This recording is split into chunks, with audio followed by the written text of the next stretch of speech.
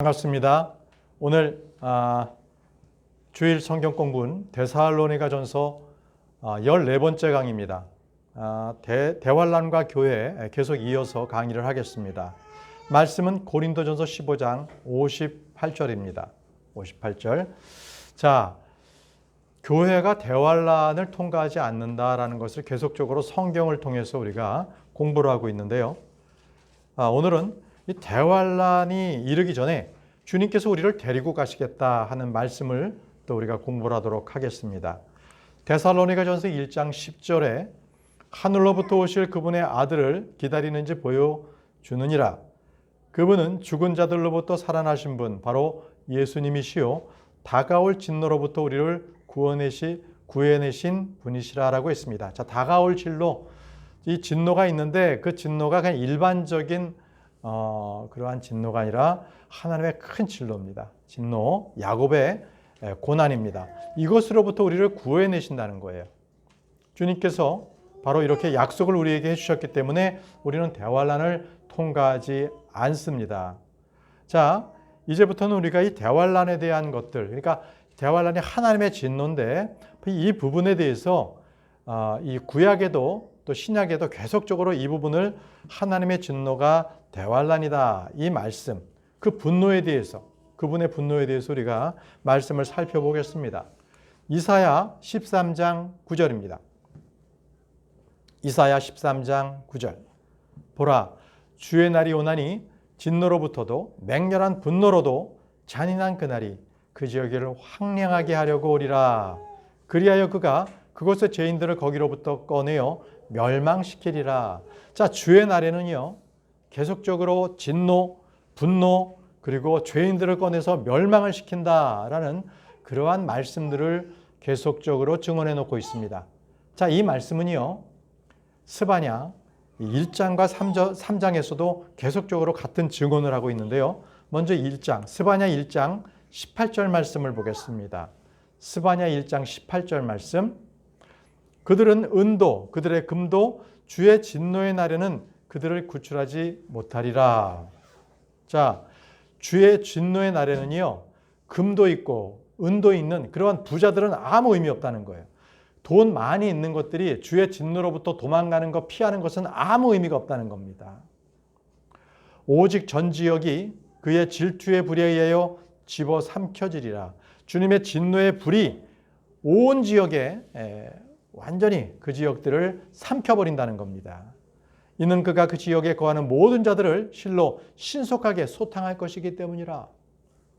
자, 여러분들은 이 주님의 이 진노에 어떻게 하면 이것을 피할 수가 있겠습니까? 사람들이? 그것은 다른 방법 없어요. 주 예수 그리스도를 믿으면 이 진노를 피할 수가 있습니다. 대환란을 피하는 오직 한 가지 방법은 예수 그리스도를 믿는 방법밖에 없습니다. 이 사륙이 있는 날, 그리고 온 자연 이 체계가 변화가 되는 날, 이것을 피할 수 있는 길은 오직 예수님을 믿으면 그 진노의 날을 우리는 통과하지 않습니다. 이번엔 스바냐 3장을 보겠습니다. 8절입니다. 8절. 그러므로 내가 일어나서 전리품에 이르는 날까지 너희는 나를 기다리라. 주가 말하노라. 여기서 내가 일어나서 전리품에 이르는 날이라는 것은 주님께서 일어나신다는 것은 재림하신다는 겁니다. 주님께서 일어나신다. 하늘 보좌에서 일어나셔서 이 땅 가운데 내려오시는 겁니다. 그것이 내가 일어난다는 겁니다. 그럼 전리품에 이르는 날이 뭡니까? 이것은 바로 전쟁을 통해서 승리하는 그 승리자가 전리품을 취하게 돼 있잖아요. 이것은 대환란 때에 바로 적그리스도의 군사들을 모두 싸그리 멸망시키고 이기신다는 겁니다. 우리 하나님께서는 전쟁에 주시죠. 친히 싸워서 그 원수들을 짓밟으십니다. 그래서 대환란 때에 완전히 멸족을 시키는 겁니다.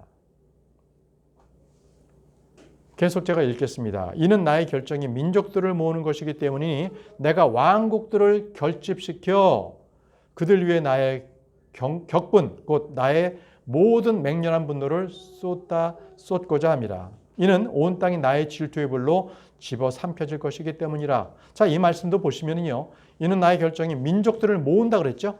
또 내가 왕국들을 결집시킨다 그랬죠. 자, 이제 진노의 날 때는요, 이제 주님께서 민족들을 모으고 모든 나라의 왕국들을 다 모읍니다. 우리 주님께서는 왕들의 왕이십니다.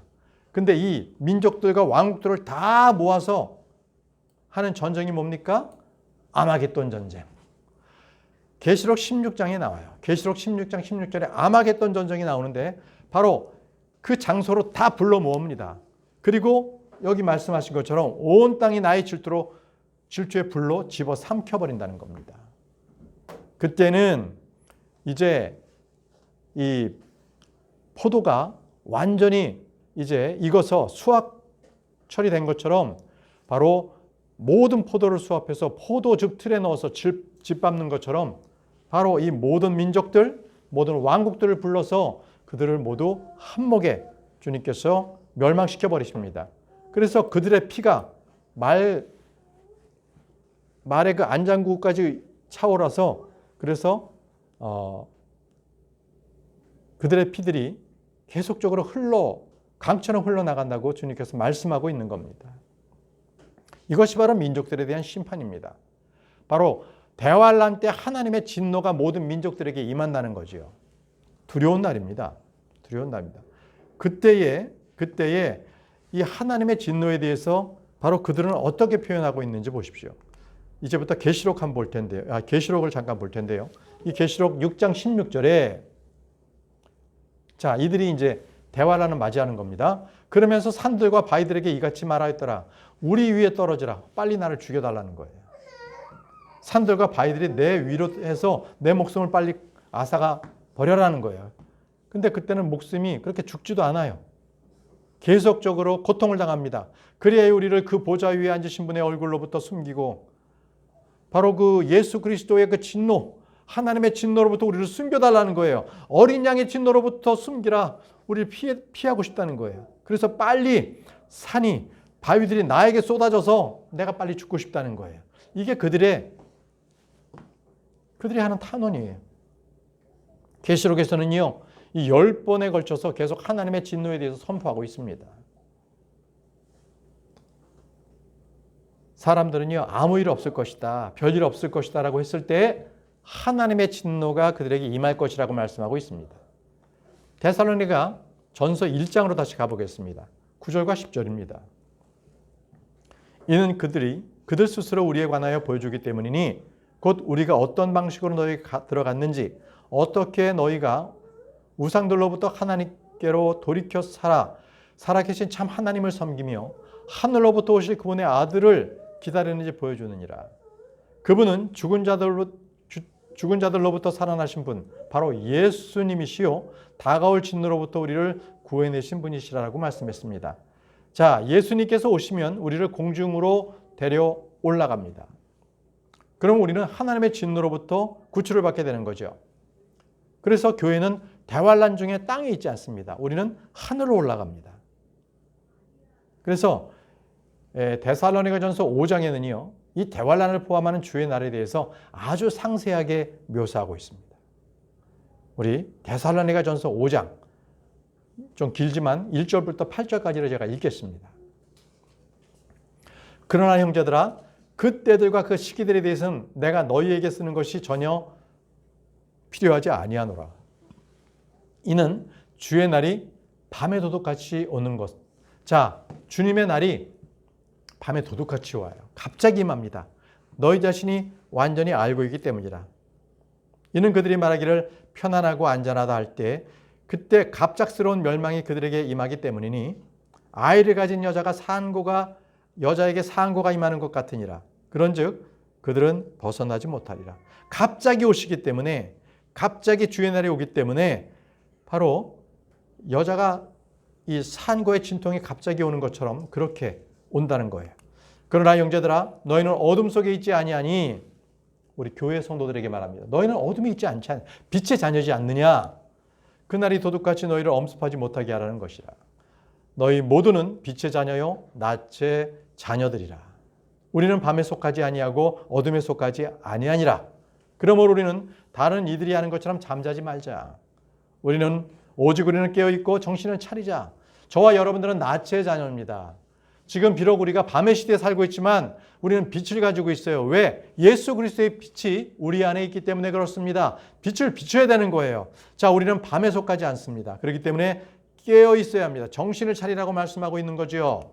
자, 이는 잠자는 자들은 밤에 자고 술 취하는 자들은 밤에 술을 취하기 때문이라. 그러나 낮에 속한 우리는 정신을 차리고 믿음과 사랑의 흉갑을 입자. 또 구원의 소망에 투구를 쓰자. 여러분들은 소망을 잃지 않기를 바랍니다. 예수 그리스도의 사랑을 늘 품기를 바랍니다. 정신을 맑게 차리기 바랍니다. 우리는 낮에 속한 자이기 때문에 밤에 있는 자처럼 술 취하거나 자거나 해서는 안 된다는 겁니다. 자, 이렇게까지 사도 바울은 데살로니가 교회에 이렇게 편지를 쓰면서 이제 9절에는 말이죠. 이제 그리스도인에 대해서 어떤 대화란과의 관계가 있는지를 말씀하고 있습니다. 보시죠. 데살로니가 전서 5장 9절입니다. 이는 하나님께서 우리를 진노에 이르도록 정하는 것이 아니요 오직 주 예수 그리스도에 의하여 구원을 획득하도록 정하여 줬기 때문이라. 자, 성경은 분명히요 대환란이 분명히 쏟아진다고 말씀하시는데 그때에 하나님께서는 우리 교회 저와 여러분들이 예수 그리스도를 믿고 구원받은 자들은 이 진노에 이르지 않도록 정하셨다고 말씀을 하고 계십니다. 바로 구원받은 자들을 저 공중에서 불러서 변화받는 몸을 입고 공중에서 주님을 만나게 된다는 것입니다. 자, 그러나 바로 그때에는 지상에는요 바로 대환란이 임하게 되는 겁니다. 대환란이. 자, 로마서 5장에도요 이 같은 진리를 선포하고 있습니다. 로마서 5장 8절에서 10절 말씀. 그러나 우리가 아직 죄인이었을 때 그리스도께서 우리를 위하여 죽으셨으므로 하나님께서는 우리를 향한 그분의 사랑을 권하고 계시느니라. 우리가 아직 죄인이었을 때, 과거죠? 죄인이었을 때 주님께서 우리에게 사랑을 주셨어요. 9절에는 이제 그분의 피로 정당함을 입증받았으니 그렇다면 우리는 그분을 통하여 더욱더 진노로부터 구원받게 되리라. 자, 예수 그리스도의 피로 우리의 죄가 씻김을 받았습니다. 그렇기 때문에 우리는 이미 죄사함을 받아서 대환란이라는 그 진노를 겪지 않는 거예요. 그 진노로부터 우리를 구원받게 되리라는 미래형 시제를 말씀을 하고 있는 겁니다. 이미 죄인들이었을 때 우리는 예수 그리스도의 사랑을 붙잡았고 받아들였고 이제 그 진노로부터 우리는 구원받게 된다는 겁니다. 10절 말씀을 보게 되면요. 역시 10절 말씀도 이 미래를 말하고 있습니다. 미래. 이는 우리가 원수들이었을 때 그분의 아들의 죽음을 통하여 우리가 하나님과 화해하게 되었다면 화해하게 된 우리는 더욱더 그분의 생명을 통하여 어떻게 된다 그랬어요? 구원받을 것이기 때문이라. 자, 이제 구원에 대한 부분 한번 말씀드릴게요. 구원을 받게 되는데 여기는 구원받게 될 것이라고 또 말씀하셨는데 이것이 무슨 죽고 난 뒤에 구원이 결정된다는 것이 아니라 구원에는요 삼중적 구조가 있습니다. 바로 저와 여러분들은 예수 그리스도의 십자가 그분의 피로 우리는 구원을 받았습니다. 그것은 죄의 형벌로부터 구원받았다는 거예요. 죄의 형벌. 우린 지옥에 가지 않습니다. 자, 그러면 현재는요 우리는 계속적으로 구원을 받고 있어요. 이전에 죄의 형벌로부터 구원을 받았다면 지금은 죄의 권능으로부터 매일 구원받고 있는 거예요. 죄의 권능으로부터. 그래서 죄와 우리는 매번 싸우고 있는 겁니다. 내 육신은 계속 죄를 쫓아가지만 내 새 사람은 계속 죄와 싸우고 있는 거예요. 그래서 우리는 성령을 붙들라는 것입니다. 그것이 현재 시제, 현재 상태입니다. 그러면 여기 지금 말씀하신 10절처럼 구원을 받을 것이라는 것은 무엇입니까? 그때는요 완전히 죄의 존재로부터 완전히 몸의 구속을 받는다는 거예요. 몸의 구속. 그 변화가 언제 일어납니까? 주님이 재림하실 때 우리의 몸이 완전히 구원받는 거. 혼의 구원이 있다는 거예요. 그것이 바로 우리의 몸의 변화.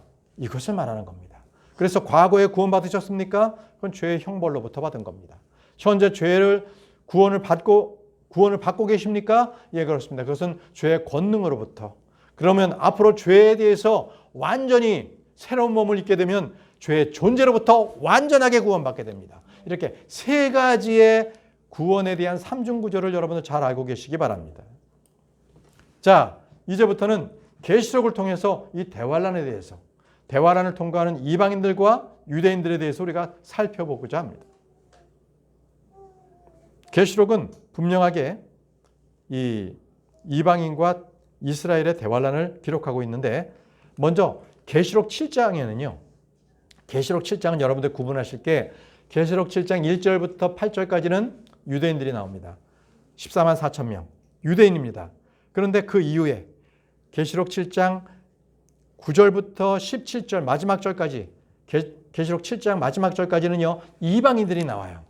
그래서 계시록 7장에는 전반부에는 유대인, 후반부에는 이방인이 나와요. 이들 다 대환란을 통과하는 사람들입니다. 교회가 아닙니다. 자, 계시록 7장 14절을 제가 읽겠습니다. 이들은 이방인들을 위한 말씀이에요. 그런즉 내가 그들에게 말하기를 선생님 당신께서 아시나이다 하였더라. 그러자 그가 나에 대하여 이같이 말하였더라. 이들은 어디서 나왔어요? 대환란에서 나온 자들이요. 대환란 자들에서 그들이 대환란을 겪다가 순교당한 거예요. 그 이방인들입니다. 그래서 이들은요, 그들의 예복들을 어린 양의 피로 씻어 그것들을 희게 하였도다. 우리는 주님께서 이 흰 예복을 주셔요, 그냥. 그런데 이들은요, 어린 양의 피로 그 예복을 씻어야만 되는 거예요. 누가? 대환란으로부터 나온 자들. 다른 겁니다. 이 구분을 할 줄 알아야 돼요. 그리고 이 세대주의가 중요한 겁니다. 하나님의 말씀을 잘 구분해야 할 줄 압니다. 누구가 대상인지, 어느 때인지, 대상자가 누구인지를 잘 구분해야 합니다. 자, 바로 그렇기 때문에 이 말씀을 통해서 이들은 교회가 아니라는 거예요. 자, 계시록 21장에는요. 하늘에는 성전이 없다고 나옵니다. 보시죠. 계시록 21장 22절. 그런데 나는 그 안에 성전을 전히 보지 못하였더라. 이는 전능하신 주 하나님과 어린 양께서 그곳에 성전이시기 때문이라. 뭡니까? 하늘에 있는 새 예루살렘에는 거기엔 성전이 없는 거예요. 그러면 제사를 드릴 일도 없잖아요. 그렇죠? 이것이 바로 하늘에 있는 우리 거처가 있는 바로 그것의 모습이에요. 그런데 유대인과 이방인들은요, 성전이 있어요. 성전과 관련이 되어 있어요.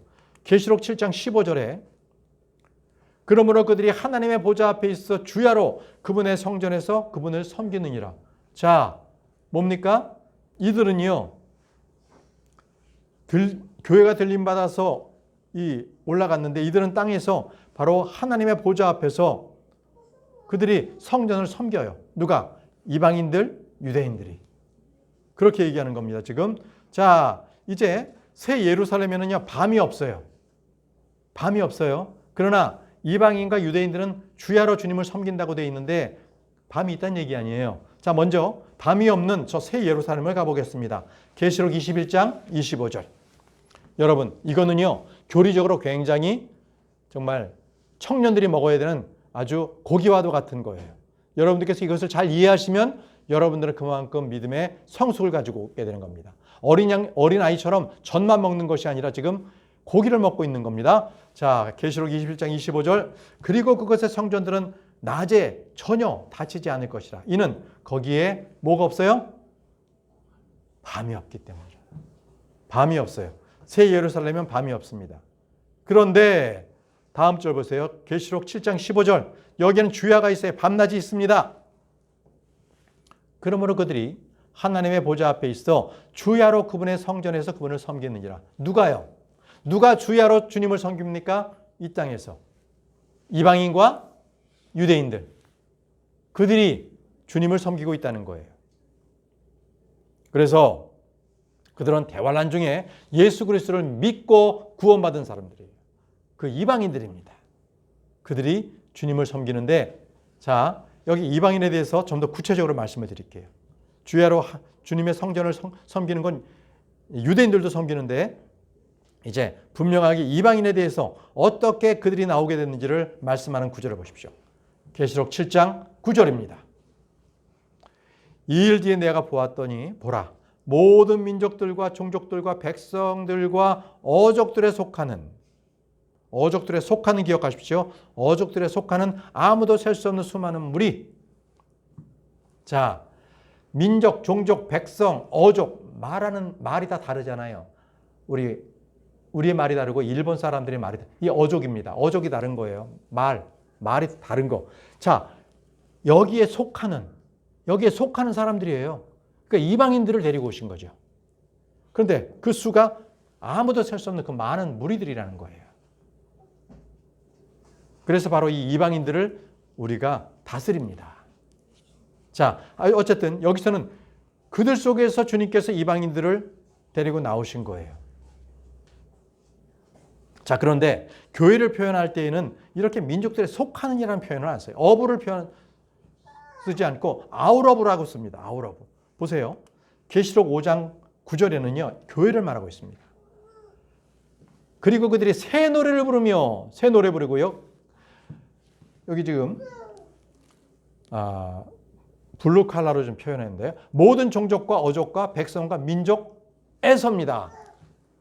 의가 아니라 에서 바로 그 가운데에서 빠져나온 거예요. 누가? 교회가. 믿는 성도들은요. 그래서 이방인들과는 다릅니다. 자, 그래서 이제 분명히 계시록에서도요. 우리 교회와 이방인들을 완전히 구분해 놨어요. 우리 역시도 다른 모든 민족과 어족과 백성 중에서 그 중에서 우리가 나온 겁니다. 그 가운데서 우리가 나온 거예요. 그게 교회입니다. 아우러브입니다. 그러니까 쓰는 용어가 다른 거지요.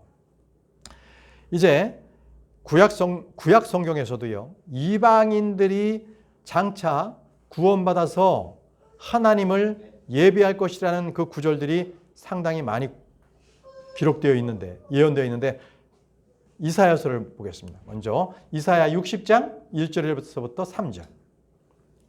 이사야 60장 1절에서부터 3절. 일어나라, 빛을 발하라. 이는 너희 빛이 이르렀고 주의 영광이 너희 위에 떠올랐기 때문이라. 이는 보라, 어둠이 땅을 덮고 지독한 어둠이 백성을 덮을 것이기 때문이라. 그리하여 이방인들이 너희 빛으로 왕들이 너희에 떠오르는 광명으로 나오리라. 이렇게 했습니다. 여러분, 자, 이방인들이 너의 빛으로 나온다. 너의 빛은 예수 그리스도의 빛입니다.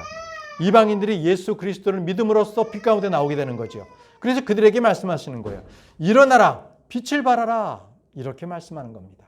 그러므로 말미암아 이방인들이요, 주 예수님을 만나러 예루살렘으로 옵니다. 경배드리러 예루살렘으로 모여들어요. 이방인들이 그렇습니다. 천연왕국 때 그렇습니다. 천연왕국 때는요, 다시 더 강화된 율법을 지키게 되는 것이죠. 그래서 그들에게 일어나라, 빛을 발하라라고 말씀하고 있는 겁니다. 자, 이사야 49장 6절도 보겠습니다. 이사야 49장 6절. 그리고 그분께서 이같이 말씀하셨도다. 내가 나의 종이 되어 야곱의 지파들을 일으키고 이스라엘의 보존된 자들을 회복시키는 것은 쉬운 일이라. 내가 또한 너를 이방인들에게 빛으로 주겠으니. 바로 이방인들에게 빛을 준다는 것은 예수 그리스도. 하나님께서 예수 그리스도를 이방인들의 빛으로 주셨습니다. 예수님은 사람들의 빛이시죠. 생명의 빛이십니다. 이방인들도 그 빛을 갖게 되는 거예요. 자, 다음 말씀 보시죠. 신명기입니다. 신명기 32장 43절에도 너희 민족들아, 민족들입니다. 이 이스라엘을 말하는 것이 아니라 그분의 백성들과 함께 크게 기뻐하라. 누가? 이방 민족들이 유대인들과 함께 기뻐하라는 겁니다. 복을 받는 이방인들이 된 것입니다. 그래서 신구약 모두를 통해서는요, 대환란 중에 유대인들이 증언합니다. 유대인들이 증언해서 이방인들이 하나님께 나오는 것을 말씀하고 있는 거예요. 자, 그 구절을 볼게요. 이방인들이 하나님께 나온다. 바로 유대인들의 그 증언을 통해서 이방인들이 나오는 것. 바로 마태복음입니다. 마태복음 24장 14절. 마태복음 24장 14절. 그리하면 이 왕국 복음이 모든 민족들에게서 증거로서 온 세상에 선포되리라. 그리고 나서 그때 끝이 오리라.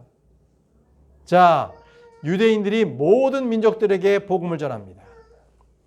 그리고 나서 이 세상에 끝이 옵니다. 그것이 주님께서 이 마지막 때를 예언해 주신 겁니다. 이방인들에게는요, 주의 영광이 선포되는 그 말씀에 관련되는 구절이 있어요. 이방인들에게도 그들이 나의 영광이다라는 거예요. 자, 이사야서로 다시 돌아가서 이사야 66장 19절. 그리고 내가 그들 가운데서 표적을 세우겠노라.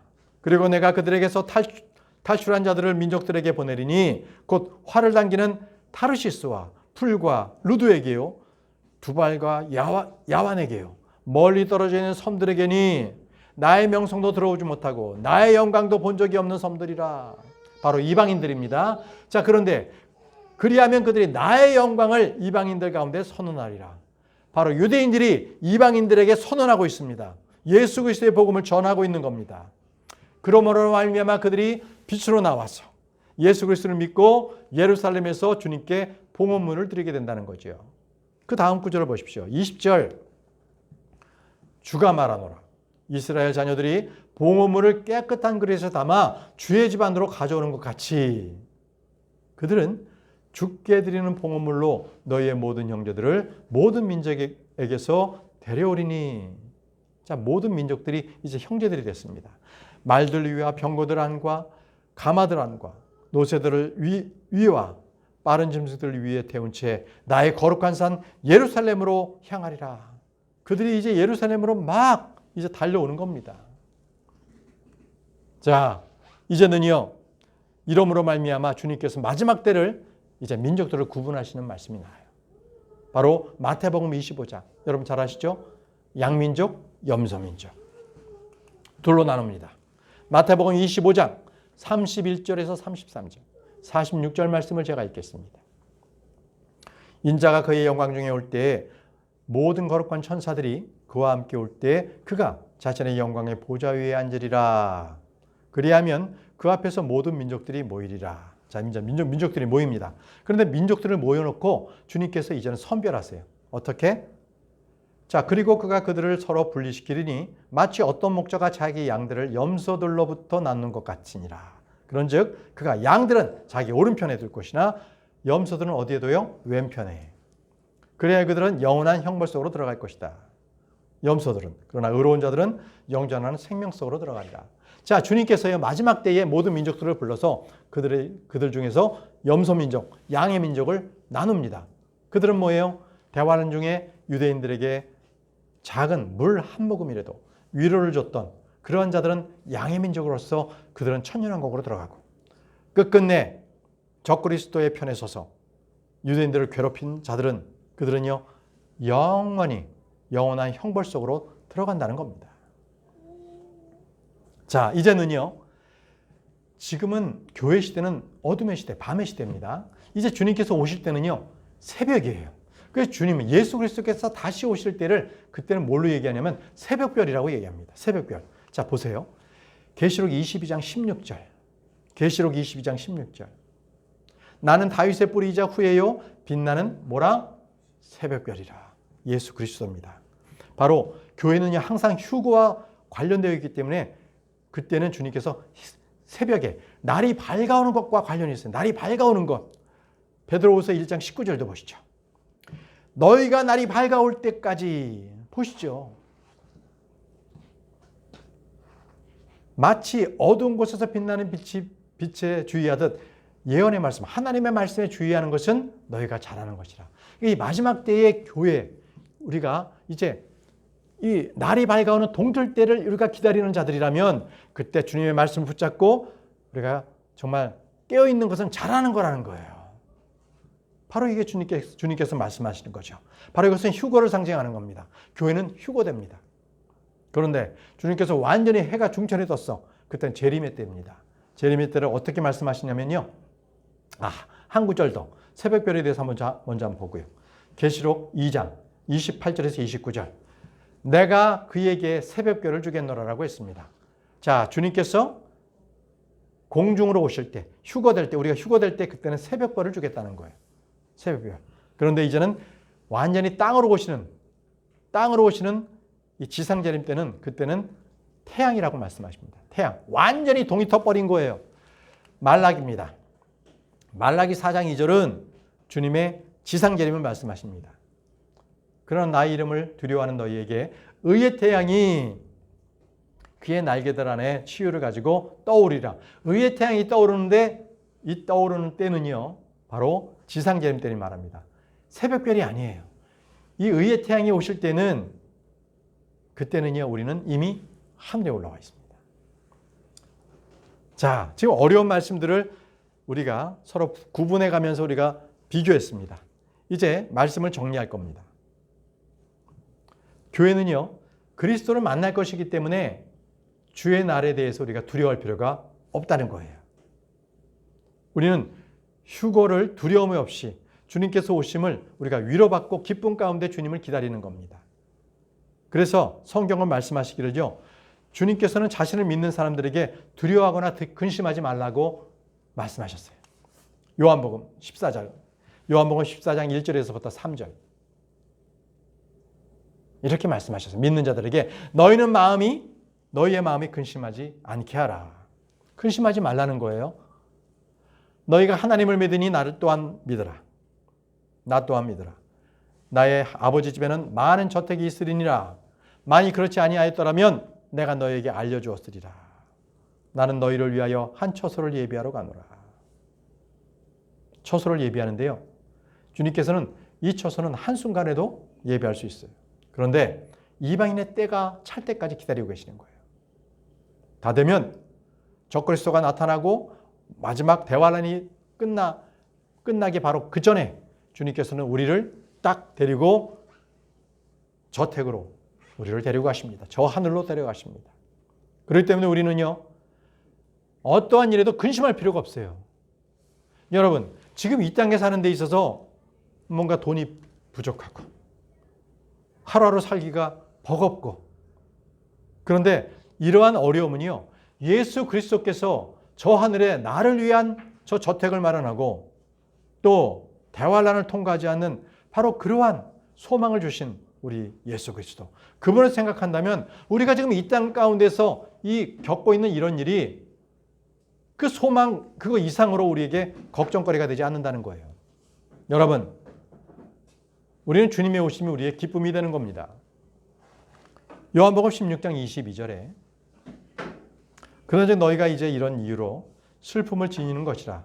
그러나 나는 너희를 다시 보리라. 그리하면 너희의 마음이 크게 기뻐하고 아무도 너희의 즐거움을 너희에게서 빼앗지 못하리라. 이렇게 말씀하셨습니다.